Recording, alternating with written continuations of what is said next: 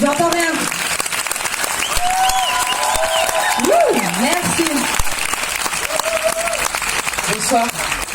Bonsoir à vous tous, à toutes les personnes qui sont là ce soir, à toutes les personnes qui soutiennent le combat depuis presque 4 ans. Ça fait 4 ans que nous sommes dans le combat vérité et justice pour Adama. Aujourd'hui, vous êtes là. Aujourd'hui, nous sommes là à Paris, dans le 2e arrondissement. On tient à remercier en tout cas le maire qui a pris la parole tout à l'heure, toutes les personnes qui nous reçoivent ici et qui ont fait en sorte que cet événement pu se faire. On remercie toutes les personnes qui nous soutiennent depuis le début. Parce que sans vous, sans toutes ces personnes-là, il n'y a pas de combat vérité et justice pour Adama. Comme on le dit depuis le début, nous sommes devenus des soldats malgré nous. Nous sommes devenus des soldats malgré nous face à cette machine de guerre qui n'a ni sentiment, qui n'a ni état d'âme, qui n'a ni remords, où tous les coups sont puissants, où tous les coups sont forts, où il faut se battre. Vous qui êtes là ce soir, vous êtes des soldats malgré vous. Vous êtes des soldats qui ont rejoint, en tout cas, le combat vérité et justice pour Adama. Nous avons gagné des batailles, mais nous n'avons pas encore gagné cette guerre. Cette guerre qui, en tout cas, est un renversement de système, ce système qu'on va devoir renverser tous ensemble pour humaniser nos frères et dire stop au meurtre de nos frères dans nos quartiers populaires. Mais avant de lire la lettre J'accuse, qui nous emmène en tout cas ce soir et dans la continuité du combat, on ne peut pas commencer en tout cas cette soirée, cet événement-là, sans parler de la journée de mon petit frère, sans parler de la journée d'Adama, sans parler de ce 19 juillet, sans parler le jour de son anniversaire. Mon frère est mort le jour de son anniversaire. Mon frère est mort le jour de ses 24 ans. La journée d'Adama va commencer le matin à 10h. À 10h, pourquoi à 10h, pourquoi à cette heure précise? Parce que le téléphone, il va sonner chez nous. Parce que la mairie de chez nous va appeler et va dire à ma mère que la pièce d'identité d'Adama est prête et qu'il peut venir la récupérer. Tata va appeler de son travail, elle va dire Adama, ta pièce d'identité elle est prête, tu peux aller la chercher à la mairie. Mais ce jour-là, c'était son anniversaire. Ce jour-là, Adama, il pensait à autre chose que d'aller chercher sa pièce d'identité. Avant de sortir, il a mis son bob, sa chemise à fleurs, son bermuda, et il a pris son vélo et il est parti faire un tour. Il voulait juste faire un tour. Il voulait juste se balader ce jour-là dans la ville de Beaumont. Il faisait plus de 30 degrés. Il voulait juste faire un tour de vélo. Et ce jour-là, Bagui qui subit un contrôle d'identité, on reviendra un peu plus tard sur mes petits frères.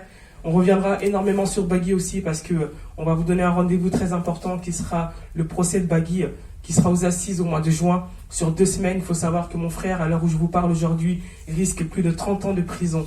Mais on reviendra sur tous mes petits frères. Bagui subit un contrôle d'identité ce jour-là. Et Adama passe sur son vélo avec sa chemise à fleurs. Et il se souvient qu'il n'a pas été chercher sa pièce d'identité. Cette pièce d'identité va lui valoir sa vie. Mon frère va partir en pédalant très vite sur ce vélo. Ce jour-là, mon frère n'avait pas son bouclier. Ce jour-là, mon frère n'avait pas son gilet pare-balles. Cette pièce d'identité. Il faut savoir que le passeport français a été créé pour l'esclave noir. À l'époque, quand l'esclave noir sortait dans la rue, quand il n'avait pas sa pièce d'identité, on pouvait l'abattre. Elsa Dorler en a fait une très grande partie dans son livre. Ce jour-là, en 2016, un homme noir des quartiers populaires va sortir dans la rue sans sa pièce d'identité et il va mourir. Mon frère va mourir. L'interpellation de mon frère va se faire en 2 temps. Dans un premier temps, il va se faire frapper devant cette mairie où il a essayé de courir, aller à la mairie où il n'aura pas le temps d'y entrer. Et ensuite, il va aller se réfugier dans un appartement. Dans cet appartement d'une personne qu'il connaît, où tout va se passer. Mon frère va porter plus de 250 kilos. Mon frère va subir un plaquage ventral. Mon frère va être asphyxié. Ce que je vous dis là, ce sont les mots des gendarmes. Les mots que les gendarmes vont nous dire lors de la première audition. Adama va leur dire « je n'arrive plus à respirer ». Ils vont compresser la cage thoracique de mon frère. Ils vont l'écraser. Ils vont traîner mon frère jusqu'au véhicule de la gendarmerie. Dans ce véhicule, Adama va piquer de la tête. Dans ce véhicule, Adama va uriner sur lui. Adama va leur dire « je n'arrive plus à respirer ». Ils vont avoir un droit de mort sur la vie de mon petit frère. Ils vont décider que mon frère allait mourir ce jour-là. Ils vont passer devant l'hôpital qui était à peine de 200 mètres et ils ne vont pas passer, ils ne vont pas s'arrêter. Ils vont aller le jeter dans cette cour de gendarmerie où ils vont nous dire qu'ils vont lui apporter les premiers soins. Ce qui est faux. Avec notre avocat, maître Yassine Bouzrou, quelques semaines après, il va s'apercevoir qu'il manque les rapports des pompiers et des SAMU. Et dans ces rapports-là, les pompiers vont dire que quand ils arrivent dans cette cour de gendarmerie, Adama a le ventre contre le sol, menottes dans le dos, donc ils l'ont pas mis en position de PLS. Aucun soin lui a été fait. Il faut savoir que ce sont des militaires, les gendarmes, des militaires qui sont là pour sauver toute vie humaine, n'importe où et n'importe quand, ce jour-là, ils vont avoir un droit de mort sur la vie de mon petit frère. Officiellement, la mort de mon frère va être déclarée à 19h05 et mon frère va mourir. La journée va être très longue. Je ne pourrais pas vous raconter dans les moindres détails cette journée-là parce que on prendrait énormément de temps et on n'a pas appris la mort de mon petit frère tout de suite. Il faut savoir que quand mon frère va mourir, moi, j'étais pas là. Eux qui sont là, il y a Lutfi, il y a mon frère Youssouf, il y a Dooms, il y en a d'autres qui sont là derrière. Ils ont porté le combat tout de suite. Ce sont eux qui ont porté le combat. Moi, j'étais pas là. Moi, j'étais éducatrice en prévention spécialisée à Sarcelles. J'étais partie 2 jours avant en Croatie. J'ai quitté Beaumont le 18. Le 18, oui. Le 18 ou le 17. Et j'ai pris l'avion le 18. Et avant de partir de cette journée-là, le 17, j'avais vu tous mes petits frères, sauf Adama. Et vers 17h, j'appelle. Je suis descendu, j'ai appelé Adama. Je lui dis, mais Adama, t'es où? J'ai vu tout le monde et je t'ai pas vu. Il m'a dit, je suis parti à Paris. J'ai dit, je voulais juste te dire au revoir parce que je vais en Croatie. Et il m'a dit, si tu veux, je reviens. Je lui ai dit, non, reviens pas parce que nous sommes à 50 km de Paris. Je lui ai dit, non, reviens pas, on se reverra la semaine prochaine. Et je t'ai commandé un cadeau. J'avais commandé un cadeau à Dubaï, quelque chose qu'il voulait. Et il m'a dit, tu reviens directement à l'aéroport de Beaumont? Je lui ai dit oui, parce que j'avais laissé mes enfants. Et on s'est dit à lundi. Sauf que mon frère, je ne pensais pas que ça allait être les derniers mots, en tout cas, qu'on allait échanger. Moi, j'étais pas là. Et ils ont porté le combat tout de suite. C'est eux qui ont porté le combat. Quand vous recherchez les premières interviews, c'est pas les interviews de Assa Traoré. Les premières prises de parole, ce sont pas les premières prises de parole de Assa Traoré, mais ce sont les prises de parole de notre quartier. Ce sont les prises de parole des jeunes de notre quartier, des habitants de chez nous. Aujourd'hui, si nous sommes là à Paris, c'est que le combat Adama est un combat local. C'est un combat qui a été porté localement par les habitants de chez nous. Ensuite, un combat qui est devenu national et un combat qui est devenu international. Et le combat, ils l'ont porté. Ce jour-là, on nous a dit qu'on apprend la mort d'Adama bien longtemps après. Aux alentours de 20h, quelqu'un va dire à Samba, un de mes petits frères qui est sûrement dans la salle ou qui va bientôt arriver, et va dire à Samba, on a entendu dire que Adama a eu fait un malaise à aller voir à l'hôpital. Ma mère et Samba vont aller à l'hôpital, ils vont appeler tous les hôpitaux, il n'y a pas d'Adama. Et ma mère va appeler Tata, elle va dire à Tata, arrête-toi, qui était au travail, elle va dire, Tata, arrête-toi devant la gendarmerie, c'est pas normal. Parce que Samba avait appelé les pompiers, et les pompiers l'ont basculé directement vers la gendarmerie, chose anormale. Tata arrive devant cette gendarmerie aux alentours de 21h.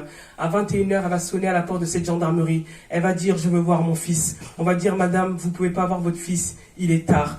Elle va dire, est-ce que vous avez appelé un avocat? On va dire, madame, si Adama Traoré a besoin d'un avocat, nous appellerons un avocat. Elle va dire cette phrase qui va prendre sens aujourd'hui. Elle va dire, s'il arrive quelque chose à mon fils, je porterai plainte contre vous. Mais son instinct de mère va faire qu'elle ne partira pas. Adama avait déjà fait de la garde à vue, mais ce jour-là, elle ne part pas. Beaumont est une petite ville de moins de 10 000 habitants. Tous les faits et venus se font ressentir, se font voir. Et mon petit frère Chekné, qui est là aussi, va apporter 3 sandwichs aux alentours de 21h15. Les gendarmes vont prendre les sandwichs. Ils vont prendre 3 sandwichs, un pour Bagui, son ami, et Adama. Et le monde va arriver devant cette cour de gendarmerie. Et aux alentours de 23h, mon petit frère Yacouba, qui est emprisonné à Meaux, va mettre son pied devant la porte de la gendarmerie, va la bloquer et va dire à un gradé, on veut voir Adama. Le gradé va faire entrer Tata et Yacouba dans cette gendarmerie et on va leur dire, si on vous dit quelque chose, est-ce que vous le prendrez pas mal? Bien évidemment, ma famille, elle va dire non, parce que pas une seule seconde, nous pensons à la mort. Et c'est là que nous apprenons la mort de Adama Traoré et c'est là que le combat va commencer. Mais il faut savoir aussi que mon petit frère Yacouba, on va venir le chercher le 19 juin 2017. On va le mettre en prison pour intrusion et violence dans la nuit du 19 juillet, quand mon frère va mourir quand il a bloqué la porte de la gendarmerie. Donc oui, effectivement, ce soir, si nous sommes là parce que le combat, quand il a été porté au début, c'était un combat qui a été intense. Il a été intense pendant 3 semaines. Pendant 3 semaines, nous avons erré dans nos rues à Beaumont. Pendant 3 semaines, nous n'avons pas dormi. Pendant 3 semaines, notre ville est restée en veille. Il y a eu des révoltes. On ne va pas dire des émeutes. Il y a eu des révoltes. Une population s'est révoltée. Une jeunesse s'est révoltée. Des habitants se sont révoltés. Et on va organiser une marche. Il y aura une première expertise. Cette première expertise va dire qu'Adama Traoré est mort de cause cardiaque, infection très grave, sous l'emprise de l'alcool et de la drogue. On va dire c'est faux.